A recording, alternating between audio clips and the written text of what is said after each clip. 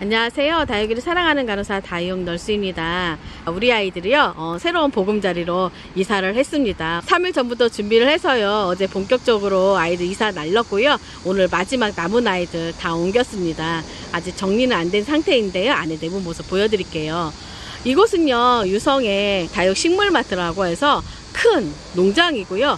이 키핑장 같은 경우에는 소수 인원만 키핑할 수 있게끔 사장님이 배려해 주신 곳이에요. 여기는 아무나 출입할 수 없고요. 여기 키핑하고 있는 매니아님들만 이렇게 출입이 가능하고요. 이렇게 보면 저희가 비번 열고 들어갈 수 있도록 돼 있어요. 예, 키핑장 내부 모습이고요. 제 다이 한번 보여드릴게요. 이미 다른 분이 와 있어요. 보면은 익숙한 요 실루엣 아이들, 요 아이들이 바로 제 아이들이랍니다. 아직 정리는 제대로 안 돼 있어요. 일단 창 다육이 이렇게 정리했고요.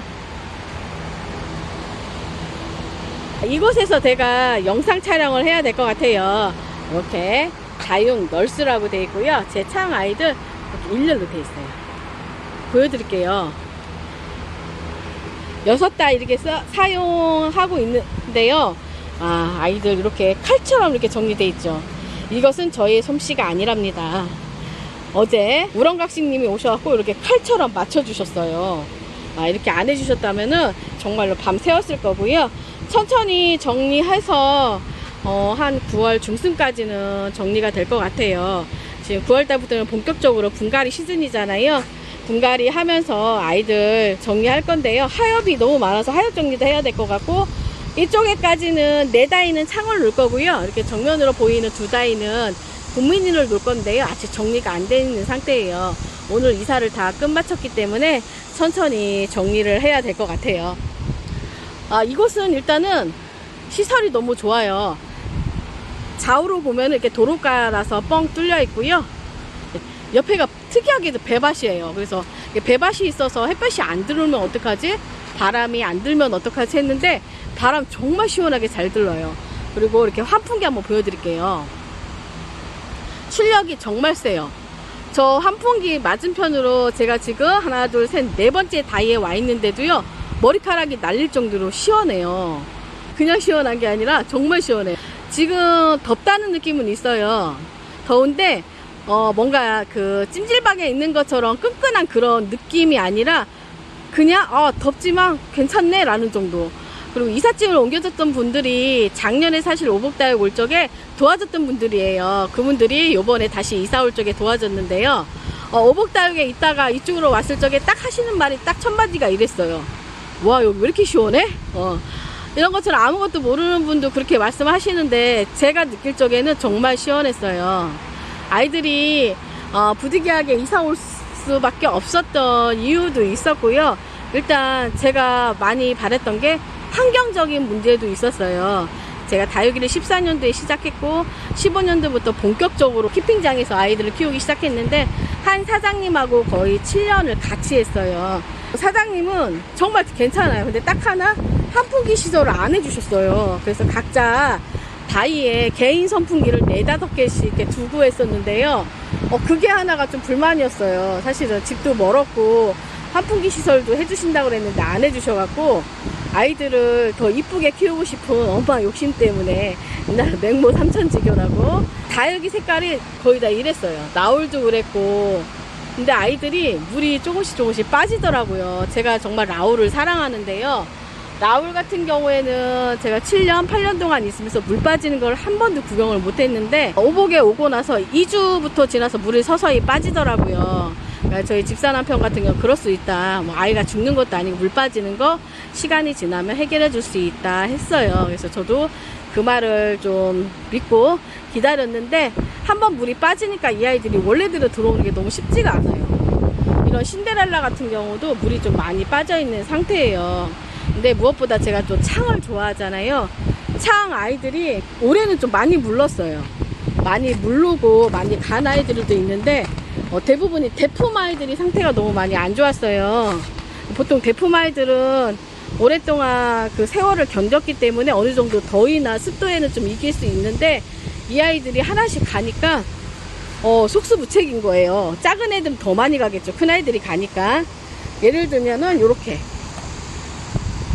시커먼 아이들이 많고요. 요런 식으로 이렇게 가는 아이들이 너무 많았어요.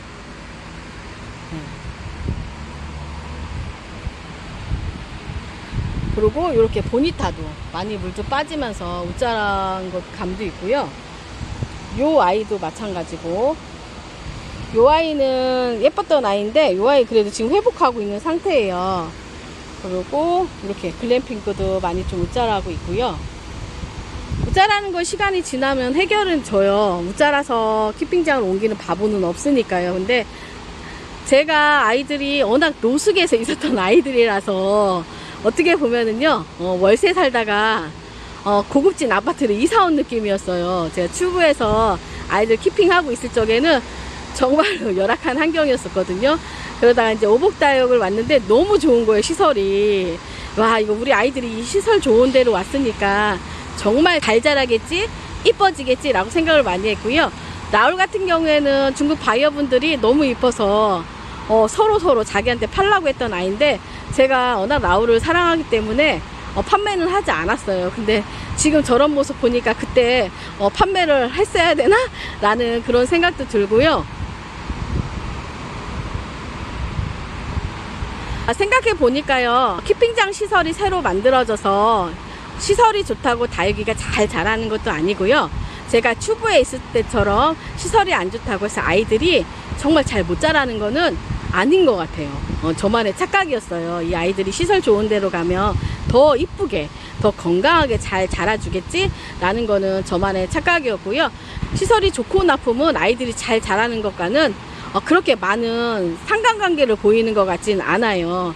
거기에 엄마의 사랑도 중요하고요. 첫 번째 문제는 어복다육의 환경보다도 제가 너무 신경을 못 썼다는 거, 그게 사실 미안해요. 그게 아마 가장 큰 원인이 아니었나 몰라요. 자주 와서 아이들을 돌봐야 되는데 자주 못 온 경우도 있고요. 전에 키핑장 같은 경우는 지금처럼 비슷했어요. 비번을 따고 들어와서 아이들을 언제든지 제가 보고 싶은 시간에 와서 관리를 할 수 있었는데, 이쪽으로 와서는 그게 쉽지가 않더라고요. 일찍 오게 되면 미리 얘기해서 양해도 구해야 되는데 그게 한두 번이지 계속 일찍 문을 열어달라고 할 수는 없잖아요. 저희 개인적인 욕심 때문에. 그러다 보니까 자주 못 왔던 것도 있고 관리를 제대로 못 해줬어요. 그래서 제 원인이 더 많고요. 근데 생각해 보니까 만약에 키핑장을 옮기고 싶은 분이 있다면 저 개인적인 지금 경험담으로 인해서 시설이 좋다고 해서 아이들이 잘 자라는 건 아니고요. 내가 키웠던 환경하고 비슷한 환경으로 가시면 좋을 것 같아요. 제가 키웠던 환경이 저 같은 경우는 거의 노숙에 가까웠다고 했잖아요. 저처럼 노숙에 가까운 곳에 가서 환기도 잘 되고 약간 차광도 잘 안 돼 있는 데 가면 아이들이 잘 자랄 수 있는데, 저처럼 노숙이 돼 있는 상태에서 시설은 좋고 차광이 좀 잘 돼 있는 곳에 가면 웃자랄 수밖에 없는 것 같아요. 또한 그리고 이런 한풍 시설도 잘 돼요. 얘는 워낙 크기 때문에 출력이 엄청 세요. 예를 들어서 100평 아파트에 선풍기 5개랑 10평 아파트에 선풍기 5개랑은 차이가 나죠. 그거하고 비슷한 것 같아요. 평수가 넓을수록 약간 환풍기 개수도 좀 많아야 되고 출력도 좀 커야 되고 각도도 중요한데 그렇지를 못했던 거를 요번에 좀 너무 절실하게 좀 깨달은 것 같아요. 그래서 저한테는 이런 경험이 마냥 나쁜 거는 아닌 것 같아요. 이게 다육이를 키우면서 이런 것도 고려해 봐야겠구나 라는 생각이 있기 때문에, 혹시 만약에 키핑장을 급하게 옮기려고 하신 분들은 조금 여유 있게 해서 옮기려는 키핑장 한번 가보셨으면 좋겠어요. 가보셔갖고 환풍기 위치나 출력 세기나 그리고 키핑장의 일조량, 햇빛이 얼마큼 들어오는지, 그 다음에 온도가 얼마인지, 습도가 몇 %인지를 보셔야 될 것 같고요. 옆에 매니아님들이 키우는 다육이들도 한번 보셨으면 좋겠어요. 예를 들어 라울이 목대가 오래 묵은 것 같은데 물이 잘 안 들었다면은 약간 문제가 있는 것 같아요. 그리고 아이들 상태도 한번 보고요. 웃자람이 있는지, 아니면은 한여름인데 창이 물이 너무 많이 잘 들어있는 경우, 그런 경우에도 사실은 마냥 좋은 건 아닌 것 같아요. 그 키핑장 환경이 너무 덥다 보면 열화 현상으로 인해서 물든 것처럼 보이기 때문에 이게 정말로 자연적으로 물이 든 건지 아니면 열화 현상으로 인해서 다육이가 이렇게 빨갛게 물드는 건지도 잘 봐야 될 것 같고요.